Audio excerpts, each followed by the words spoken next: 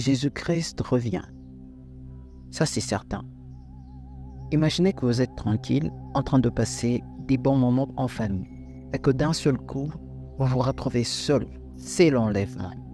Eh bien, chers frères et sœurs, le temps est mauvais, car il suffit juste de regarder autour de vous. Vous allez comprendre que le monde a changé. Regardez les infos ou encore ce qui se passe sur les réseaux sociaux. J'aimerais bien vous demander de ne plus être distrait. Qu'est-ce que nous dit la Bible à ce sujet?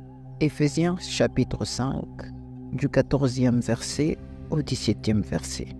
C'est pour cela qu'il est dit: réveille-toi, toi qui dors, relève-toi d'entre les morts, et Christ t'éclairera. Prenez donc garde de vous conduire avec circonception, non comme des insensés, mais comme des sages. Rachetez le temps, car les jours sont mauvais. C'est pourquoi ne soyez pas incirconcis. Comprenez quelle est la volonté du Seigneur.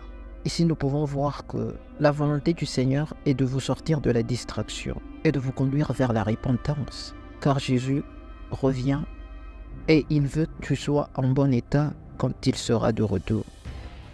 Et c'est ça même la bonne nouvelle, car Jésus est venu mourir à la croix pour sauver les pécheurs.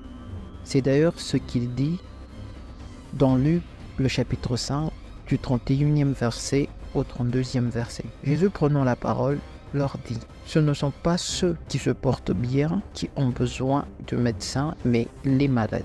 Je ne suis pas venu appeler à la repentance des justes, mais des pécheurs. Donc, Jésus n'est pas ici pour condamner les pécheurs, mais au contraire, il veut les appeler à la repentance. Alors, mes frères et sœurs, revenons au Christ et abandonnons ce qui n'est pas bon pour notre Dieu.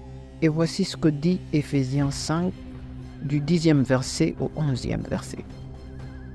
Examinez ce qui est agréable au Seigneur, et ne prenez point part aux œuvres infructueuses des ténèbres, mais plutôt condamnez-les. Je reviens à ce que j'avais dit en introduction. Jésus revient. Ne vous laissez pas distraire par ce monde. C'est Jésus qui a tout ce que nous voulons et il revient pour nous.